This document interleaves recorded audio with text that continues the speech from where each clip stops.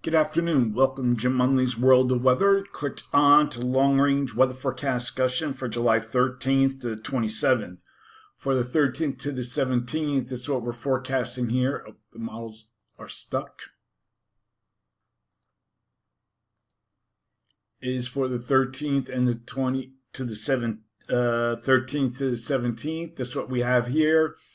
We had mainly a zone of flow across the northern states, and this trough here, as I mentioned yesterday, moves across the northern states and tries to form a trough here across the northeast. Also, we will have northern jet stream will bring a trough into the northwest and northern Rockies as we go through the period. You can see it right here. All right, so like I mentioned, there'll be a trough moving into the Great Lakes before this will drift eastward later in the period, and across the northern plains in midweek. A developing trough will send a cold front through the central states, causing several pieces of energy to produce storms east of the Rockies. And we'll go and look at that at the surface. See, we have storms here, raining storms. Go to the 17th. Okay, so we have that. In addition, we have hot temperatures occurring still across much of the country. We're going to go to 2 p.m. tomorrow afternoon.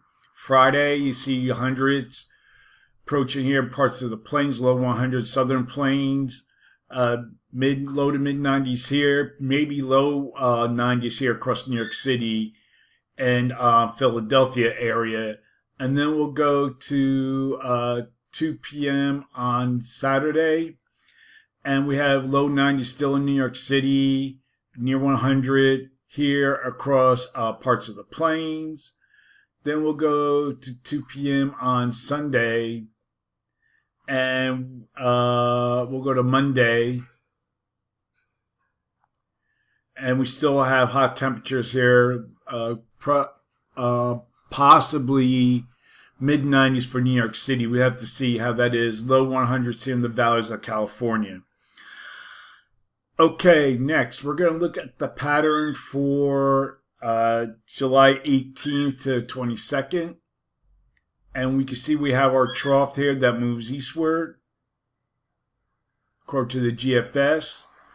And the main flow will remain across the north. You can see some of the models are showing, but there's a tendency for a trough to drop down into the northern states. So for this forecast period, I am calling for above normal temperatures here. And for this region, anomalies could be up to 8 degrees above normal in some locations, below normal temperatures here. With the trough moving in across, anomalies could be near 2 degrees below normal. For precipitation, calling for below normal precipitation for much of this area here. Probability of occurrence 35%. Above normal precipitation here. And for this region, probability of occurrence is 35%. We're going to look at the period for July 23rd to the 27th. Now we still have our upper low here near the Hudson Bay, with a trough extending down into the Great Lakes region. Still, this is according to the GFS, strong ridge here to the west and the southern plains, and also off the southeast coast. But the other models are pretty much showing kind of similar, kind of the same, kind of similar. But see, ridge, also here, ridge, but they still show a trough here as we look. All right. So GFS, I think, is the only one that has that trough further to the south compared to the other models. So for this forecast period, I am calling for above normal temperatures here, and here, and calling for anomalies to be up to 8 degrees above normal in the orange. And for precipitation, calling for above normal precipitation here. Probability of occurrence is 35%. Below normal precipitation for this region. And for the Mid-Atlantic and the Northeast, probability of occurrence is up to 40%.